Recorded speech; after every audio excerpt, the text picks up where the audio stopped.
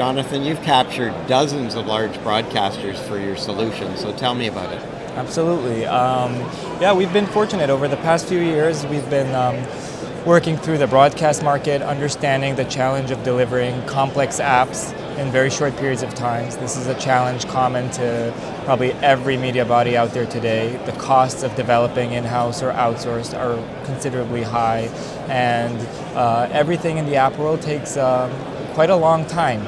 Unlike web development that can change instantly, apps involve native downloads and long submission cycles, and that was a pain all the broadcasters around the world share, and media bodies and publishers, and we sought out to solve that for them, to make that challenge easier, to help them focus on engaging users, on making revenues, on distributing content, and not necessarily on the pains of construction and maintenance of these backbone technologies essential for their business today.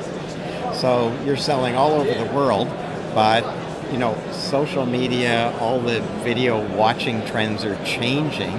How do you deal with that? How are broadcasters dealing with that? Well, it's a very interesting question, because the smart way about it is to find the synergies rather than how these markets compete, because on the face of it, social media at the end of the day sells media, and in that competes in the ad pie with the media bodies who are our customers.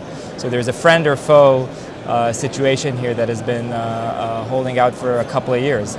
And for the most part, broadcasters lean into social media and use it for viral marketing, for getting their brands across, for awareness, for reach. But at the end of the day, their media is diluting, and you can see that in their revenues and how they're behaving today. So I think two things have been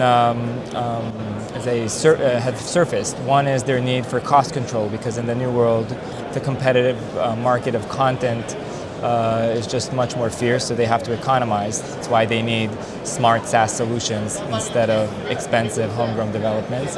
And the other part is, how do we use social networks the same way games do? Because games use social networks just as a highway of referrals. Your friend lets this friend know he needs a life or he needs some points, but they all come back to the main property, to the app game. You can see that on Candy Crush or any other phenomena of that sort.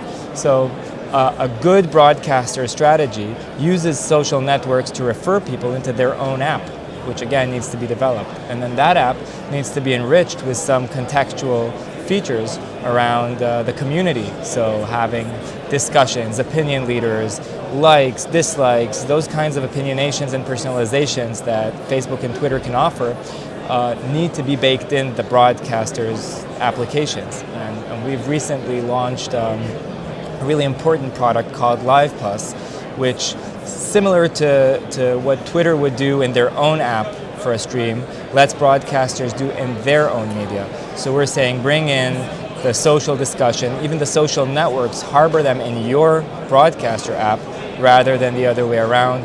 Export your content into the social networks and help them grab bigger pieces of the ad pie.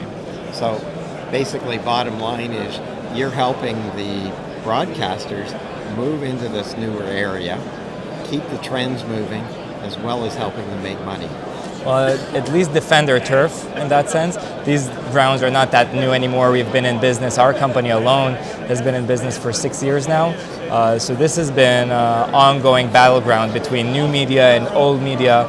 But we definitely hold the hands of the traditional media players as well as the new ones as they move forward and try to maintain their superiority and their market shares in this changing world.